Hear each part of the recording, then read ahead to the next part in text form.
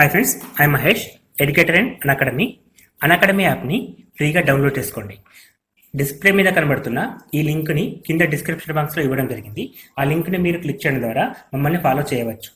And మేము arithmetics and reasoning నుంచి ప్రతి టాపిక్ పైన షార్ట్కట్స్తో కూడిన ట్రిక్స్ని అప్లోడ్ చేయడం జరుగుతుంది. మా ఛానల్ యొక్క అప్డేట్స్ని పొందాలనుకుంటే సబ్స్క్రైబ్ బటన్ పైన క్లిక్ చేయండి, పక్కనున్న బెల్ ఐకాన్ పైన క్లిక్ చేయండి. వృత్త పరిధి, వృత్త వ్యాసార్థానికి డాష్ రెట్లు లేదా వ్యాసానికి డాష్ రెట్లు. సో ఇక్కడ వృత్త పరిధి సర్కంఫరెన్స్ అంటే 2πr అంటామండి. వృత్త పరిధిని 2πr అంటాం. వ్యాసార్థం r అండి. ఇప్పుడు వ్యాసార్థానికి వృత్త పరిధి ఎన్ని రెట్లు ఉన్నట్టు 2π రెట్లు ఉంది. 2π రెట్లు ఉంది. అండ్ వ్యాసం అంటే 2r అండి. ఇక్కడ 2r పోతే రిమైనింగ్ π రెట్లు అండి. సో వ్యాసార్థానికి 2π రెట్లు, వ్యాసానికి π రెట్లు. So option number 1 is correct అండి. Option number 1 is correct. వృత్తంలో నెక్స్ట్ క్వశ్చన్, వృత్తంలోని వ్యాసాలన్నీ సో ఒక వృత్తం తీసుకుంటే డయామీటర్స్ అండి. వ్యాసాలంటే ఇది ఒక వ్యాసం, ఇది కూడా ఒక వ్యాసం, ఇది కూడా ఒక వ్యాసం, ఇది ఒక వ్యాసం. ఈ వ్యాసాలన్నీ కూడా సమానం అండి. ఫస్ట్ వ్యాసాలు ఎప్పుడైనా సరే సమానం. అండ్ మిలితాలు అంటే ఖండించుకుంటాయి. ఇది ఎన్ని తీసుకున్నా సరే, ఎక్కడ వ్యాసం తీసుకున్నా ఇంకొక వ్యాసం తీసుకున్నా సరే అది కూడా ఖండించుకోవాల్సిందే. సో మిలితాలు. అండ్ లాస్ట్ వన్, కేంద్రం గుండా పోతాయి. అన్నీ కూడా కేంద్రం గుండా పోతాయండి. ఏ వ్యాసం తీసుకున్నా కేంద్రం గుండానే పోతుంది. ఇప్పుడు వ్యాసాన్ని మనం అంటేనే కేంద్రం గుండా పోతేనే మనం దాన్ని వ్యాసం అంటాం. సో ఆ బేస్ పైన ఇక్కడ ఉన్నాయన్నీ కూడా కరెక్ట్ అని చెప్పి మనం ఆన్సర్ తయారు చేయొచ్చండి. So option D is correct answer. Next question, ఒక వృత్తం వ్యాసార్థం 2.5 centimetres, 2.5 centimetres, r equal to 2.5 centimetres అయినా వృత్తంలోని పొడవైన పొడవు, వృత్తంలోని పొడవైన జా అంటే ఇగో యాక్చువల్గా ఇది జా అండి. దీన్ని మనం జా అని చెప్పి చదువుతాం. ఇది ఒక జా. ఇందులో పొడవైన జా అంటే ఇక్కడ తీసుకుంటే ఇంకొంచెం పెద్దగా ఉంటుంది, ఇక్కడ తీసుకుంటే ఇంకొంచెం పెద్దగా ఉంటుంది. ఎప్పుడైనా సరే పొడవైన జా అంటే కేంద్రం గుండా పోయే జా అండి. కేంద్రం గుండా పోతే దీన్ని మనం ఏమంటాం? వ్యాసం అంటాం. ఇంతకుముందుకు చదివినాం వ్యాసం, డయామీటర్ అంటాం. సో వ్యాసాన్ని దీతో చూపిస్తాం. కేంద్రంలో పొడవైన జా అండి. వృత్తంలో పొడవైన జా అంటే వ్యాసం. ఈ వ్యాసం పొడవు ఎంత అని అడుగుతుండు. వ్యాసార్థం 2π అయితే d ఈక్వల్ టు వ్యాసం ఈక్వల్ టు 2 ఇంటూ వ్యాసార్థం r.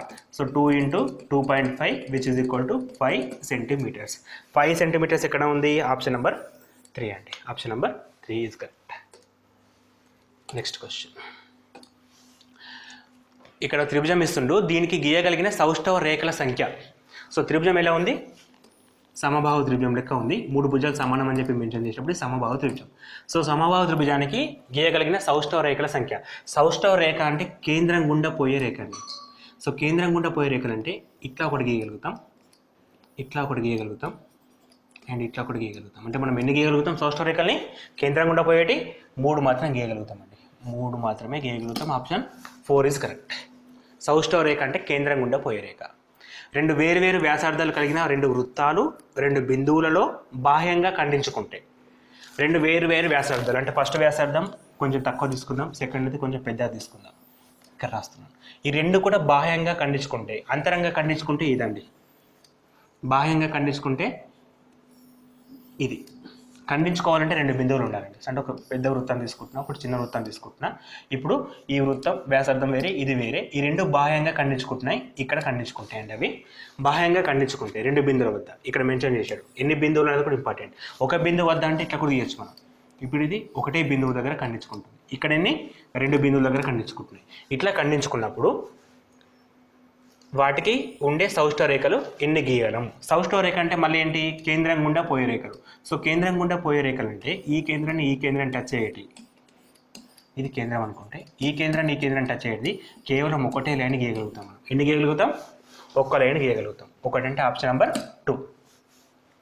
ఒక వృత్త వ్యాసార్థం 21 సెంటీమీటర్లు. ఒక వృత్త వ్యాసార్థం 21 సెంటీమీటర్లు మరియు సెక్టారు చాపం వద్ద 60 డిగ్రీల కోణం చేస్తుంది. చాపం పొడవు ఎంత? యాక్చువల్గా వృత్తంలో ఇది ఒక వృత్తం తీసుకుంటే సెక్టార్ అంటే ఏంటి? ఇట్లా ఒక పార్ట్ ఆఫ్ ది సర్కిల్ని మనం సెక్టార్ అంటాం. సో ఇది ఒక సెక్టార్. సో సెక్టార్ పొడవు అంటే ఏంటి? ఈ పార్ట్, అంటే ఈ పార్ట్, దీన్ని మనం సెక్టార్ పొడవు అని చెప్పి అంటాం. సో ఇది సెక్టార్ పొడవు, దీన్ని అడుగుతుంటాను. ఇచ్చిన టాపిక్ అంటే మన క్లోజ్ ఏంటి? వ్యాసార్థం అనేది 21 సెంటీమీటర్స్ అండ్ అగైన్ కోణం దగ్గర 60 డిగ్రీస్ చేస్తుంది. సో కేంద్రం దగ్గర 60 డిగ్రీస్ కోణం చేస్తుంది. అడిగింది చాపం పొడవు. చాపం పొడవు అంటే వృత్త పరిధికి θ/360 రెట్లు ఉంటుంది. అంటే θ/360 ఇంటూ వృత్త పరిధి అంటే 2πr. ఇది ఫార్ములా. దీనికి సంబంధించిన వీడియో మన దగ్గర ఉందండి, ఆల్రెడీ మనం అప్లోడ్ చేసాం. అక్కడ డౌట్స్ ఏమంటే చెక్ చేసుకోండి. సర్కిల్స్ పైన, స్క్వేర్స్ పైన, రెక్టాంగిల్స్ పైన చేసాం. సో θ అంటే 360 డిగ్రీస్ బై 360 ఇంటూ 2 అంటే 2, π 22/7, r అంటే 21 ఇచ్చాడు. 0 0 get cancel, 6 1 6 6 21 21 3 3 1 3 2 2 2 cancel, remaining 22 centimetres, 22 సెంటీమీటర్లు. ఆప్షన్ నెంబర్ 2 అండి. ఆప్షన్ నెంబర్ 2 22 సెంటీమీటర్లు అని చెప్పి మనం కన్ఫర్మ్ చేయొచ్చు. Next question. ఒక వృత్త వ్యాసార్థం 5 సెంటీమీటర్లు, వృత్త కేంద్రం O వద్ద AB చాపం 35 డిగ్రీల కోణం చేస్తుంటే AOB సెక్టార్. ఇది వృత్తం అండి, దీని కేంద్రం O, వ్యాసార్థం ఇచ్చాడు, ఇది సెక్టార్. సెక్టార్ వైశాల్యం అడుగుతున్నాడు. కోణం ఎంత ఇస్తుండు? 35 డిగ్రీస్ ఇస్తుండు. వృత్త వ్యాసార్థం ఎంత ఇచ్చాడు? 5 సెంటీమీటర్స్ ఇచ్చాడు. సో సెక్టార్ వైశాల్యం అడుగుతున్నాడు. సెక్టార్ వైశాల్యం అంటే వృత్త వైశాల్యానికి θ/360 రెట్స్ ఉంటుంది. θ/360 ఇంటూ πr². θ అంటే 335 డిగ్రీస్ బై 360 ఇంటూ πr². π అంటే ఎంత ఇచ్చాడు? 22/7. r² అంటే 5 ఇంటూ 5. సో 7 1 7 5 ఫస్ట్, 5 1 5 7 35, 2 మిగులుతుంది, 1 మిగులుతుంది 10, 5 2 10. నెక్స్ట్ 5 టేబుల్ క్యాన్సిల్ కాదు, 2 టేబుల్ తోటి 36 అండ్ ఇట్స్ 11. ఓకే, ఇంకేమైనా క్యాన్సిల్ అయితే కావు.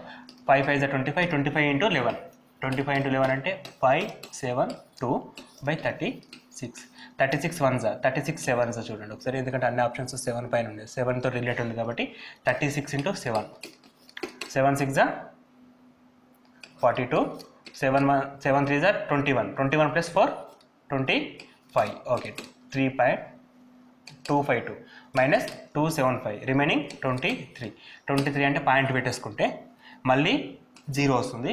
సో అగైన్ 6 అండి ఈసారికి, ఎందుకంటే 7 తీసుకుంటే ఇంత అవుతుంది కాబట్టి ఎగ్జిట్ అవుతుంది కాబట్టి 6 తీసుకోవచ్చు. అంటే 7.6 సంథింగ్, 7.64 ఇస్ ద ఆన్సర్. ఎందుకంటే ప్రతి దాని కూడా 64 ఉంది కాబట్టి 7.64 మొత్తం చేసిన 7.64 వస్తుంది. టైం ఫ్యాక్టర్ చూసుకొని ఈ మనకు స్టేట్ లెవెల్ ఎగ్జామ్స్లో అంత డెప్త్ ఇవ్వడండి, ఆప్షన్స్ బేస్ మీద కూడా చేసేసుకోవచ్చు.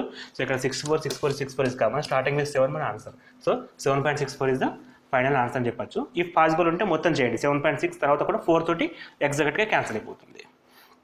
Next question. క్రింది పటంలో షేర్ చేసిన భాగం వైశాల్యం. షేర్ చేసిన భాగం అంటే ఇదండి, దీని వైశాల్యం కావాలి. సో ఇక్కడ దాని వైశాల్యం అంటే ఇగో ఈ పార్ట్ నుంచి ఈ సపరేట్ పార్ట్, దీన్ని మనం ఏమంటాం? సెక్టార్ అంటాం. దాన్ని మనం సెక్టార్, కేంద్రం O అనుకుంటే అది సెక్టార్ అవుతుంది. సో సెక్టార్ వైశాల్యం కనుక్కోవాలి ఫస్ట్. సెక్టార్ వైశాల్యంగా ఇది మొత్తం వస్తుంది. సెక్టార్ వైశాల్యం అంటే ఇది మొత్తం వస్తుంది, ఇది సెక్టార్ వైశాల్యం. ఇందులో మనకు అవసరం లేనిది ఇగో ఈ పార్ట్, అంటే మనకి ఇది అవసరం, ఇది అవసరం లేదు, అంటే త్రిభుజం. సెక్టార్ వైశాల్యం మైనస్ త్రిభుజ వైశాల్యం చేస్తే మనకు కావాల్సిన ఈ షేడెడ్ ప్లేస్ వైశాల్యం వస్తుంది. సో సెక్టార్ వైశాల్యం formula θ/360 into πr². θ/360 into πr² minus త్రిభుజ వైశాల్యం ఏంటి? త్రిభుజ వైశాల్యం ఒక కోణం తెలిసినప్పుడు, అంటే ఒక వన్ సైడ్ తెలిసినప్పుడు, వన్ సైడ్ అంటే ఏమైంది? సమబాహు త్రిభుజం అండి. సో అటువంటిప్పుడు మనం ఏం చేస్తాం? √3/4 ఇంటూ a². ఇది త్రిభుజ వైశాల్యానికి ఫార్ములా. త్రిభుజ వైశాల్యానికి ఫార్ములా ఎప్పుడు అది సమబాహు త్రిభుజం అయితే. మనం ఈ టాపిక్ పైన కూడా ఎగ్జాంపుల్ చేసామండి. θ అంటే ఇక్కడ 60 ఇచ్చాడు, దీన్ని కొంచెం ఎక్స్పాండ్ చేసుకుని ఇక్కడ ఆన్సర్ ఇద్దాం. θ అంటే 60, 60/360 అంటే 1/6, 60/360 అంటే 1/6, πr² 22/7, 22/7 ఇంటూ r². r అంటే ఎంత ఇచ్చాడు? 21 ఇచ్చాడు, 21 ఇంటూ 21 మైనస్ సెకండ్ది √3/4, √3/4 a². ఏ అంటే మళ్ళీ 22 ఇంటూ 21 ఇంటూ 21. సో ఇక్కడ 21 ఇంటూ 21 కామన్ ఉంది కాబట్టి డైరెక్ట్గా కామన్ తీసేద్దాం. 21² 441 కామన్ తీస్తే 22/6 22/7 22/6 అంటే 6 3s 2 3s 2 11s ఇక్కడ మనకి 11/21 ఒకటి వస్తుంది మైనస్ √3/4 ఒకటి వస్తుంది 7/23 అండ్ √3/23. సో దీన్ని మనం సింప్లికేషన్ చేసుకుంటే కంప్లీట్ ఆన్సర్ వచ్చేసి 231 minus 193 which is equal to 40.27 అండి. సింప్లికేషన్ క్యాలిక్యులేషన్ చేస్తే 40.27. 40.27 అంటే ఆప్షన్ నెంబర్ 3 అండి. ఇది క్యాలిక్యులేషన్ పార్టీకి సంబంధించిన క్వశ్చన్. సో మనకి ఆన్సర్ ఫార్ములా తెలిసిన తర్వాత ఫార్ములా బేస్ మీద క్యాన్సిల్ చేసుకుంటే ఆన్సర్ కరెక్ట్ వచ్చేస్తుందండి. So answer is 40.27. So calculation కొంచెం స్పీడ్గా ఉండాలండి, ఎందుకంటే మ్యాథమెటిక్స్లో క్యాలిక్యులేషన్స్ ఇంపార్టెంట్ అండి. వాటికి కూడా short cut tricks videos upload చేస్తున్నాం, చూడండి, రెగ్యులర్గా అప్డేట్ చేస్తూ ఉండండి. సో ఒక సెక్టార్ కేంద్రం వద్ద 120 డిగ్రీల కోణం చేస్తుంది. ఆ సెక్టార్ వైశాల్యం 3/7 సెంటీమీటర్ చదరపు సెంటీమీటర్లు. అయితే వృత్త వ్యాసార్థం ఎంత? ఇప్పుడు మనకు వైశాల్యం ఇచ్చాడు. సెక్టార్ వైశాల్యం అంటే πr² × θ/360. ఇది సెక్టార్ వైశాల్యం, ఇది ఇచ్చాడు. అయితే ఎంత ఇచ్చాడు? దీన్ని మనకి 9/7/3. 9/7/3 అంటే 9/3/7. 9/3/7 ఇచ్చాడు. సో 7 3s 60, 9 7s 63 + 6 66/7 ఇచ్చాడు మనకి. సో R అడుగుతున్నాడు అండి, వ్యాసార్థం అడుగుతున్నాడు. వ్యాసార్థం చదరపు సెంటీమీటర్లలో. సో కోణం ఎంత? 120 degrees. 120/360 ఇంటూ π అంటే 22/7 ఇంటూ r². ఇప్పుడు మనకి ఈక్వేషన్లో r² అంటే r వాల్యూ కావాలి. 3s first step cancel, 7 7 get cancel, 22 3s. So ఇక్కడికి వెళ్తే r² = 3 × 3, r = 3 అండి. ఎప్పుడు నెగిటివ్లో ఉండదు కాబట్టి r = 3. r = 3 అంటే option number 2 is correct answer. Just formula θ/360 × πr² వాడు ఇచ్చిన వాల్యూ ఎంత? 9/3/7 వాల్యూ. Next question. ఒక సెక్టార్ చుట్టుకొలత P యూనిట్లు మరియు దాని వ్యాసార్థం R అయితే సెక్టార్ వైశాల్యం ఎంత? సో సెక్టార్ చుట్టుకొలత ఇచ్చాడు. యాక్చువల్గా సెక్టార్ చుట్టుకొలతని P అని చెప్పి డినోట్ చేస్తున్నాం. సెక్టార్ అంటే ఏంటండి? ఇది సెక్టార్. చుట్టుకొలత అంటే కంప్లీట్ అండి. సెక్టార్ పొడవు ప్లస్ R + R, పొడవు ప్లస్ R + R. ఈ పొడవు ఎంత ఇచ్చాడు మనకి? సెక్టారు చుట్టుకొలత P అని ఇచ్చాడు. సో పొడవుని మనం L అనుకుందామండి. సో L + R + R అంటే 2R అండి. L + R + R అంటే 2R. ఇక్కడ నుంచి L = ఏమవుతుంది? L = P - 2R అని చెప్పి రాసుకోవచ్చు. ఇది ఫస్ట్ స్టెప్. సెకండ్ది, దాని వ్యాసార్థం 6 యూనిట్ అంటే వాడుకున్నాం.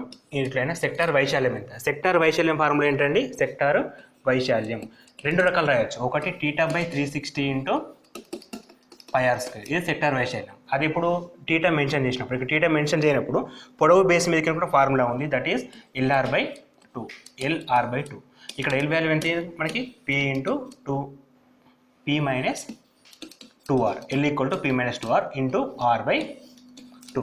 P × R into P - 2R, R into P - 2R/2.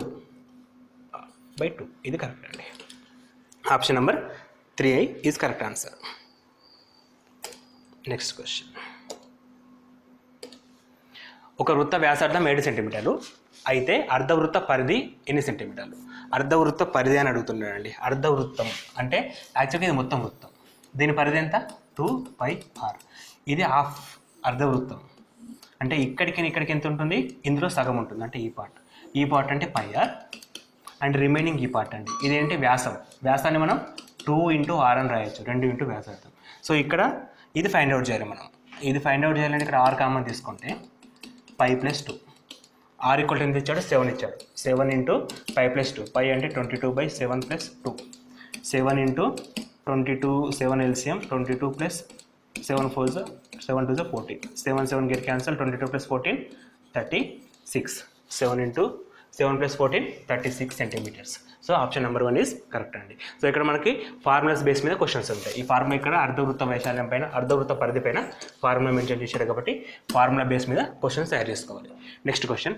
ఒక ఘనం యొక్క ఘన పరిమాణం 2744 సెంటీమీటర్స్ అయితే ఘనం యొక్క సంపూర్ణతల వైశాల్యం. మళ్ళీ ఫార్ములాస్. ఘన పరిమాణం AQ, సంపూర్ణతల వైశాల్యమో పక్కతల వైశాల్యమో? సంపూర్ణతల వైశాల్యం అడిగాడు. సంపూర్ణతల వైశాల్యం 6a², ప్రక్కతల వైశాల్యం 4a². మనకి ఫార్ములాస్ రావాలి. సంపూర్ణతల వైశాల్యం అడిగింది కాబట్టి ఇది ఇచ్చాడు, ఇది అడిగాడు. ఇది ఎంత ఇచ్చాడు? 4744. 2744 అంటే a cube which is equal to 14 cube. మనకి క్యూబ్స్ రావాలి, 15 క్యూబ్స్ వస్తే ఫార్ములా తొందరగా అవుతుంది. క్యూబ్స్ రానప్పుడు క్యూబ్ రూట్ కనుక్కోవడానికి ఒక మెథడ్ ఉంటుంది. Cube root కనుక్కోవాలంటే 2744. సో ఇక్కడ మనకి 3 నెంబర్స్ పైన లైన్ తీసుకున్నప్పుడు రిమైనింగ్ ఒకటి ఉంటుంది. ఫస్ట్ వన్ 1 కాబట్టి మనం లాస్ట్ వన్ తీసుకుంటాం.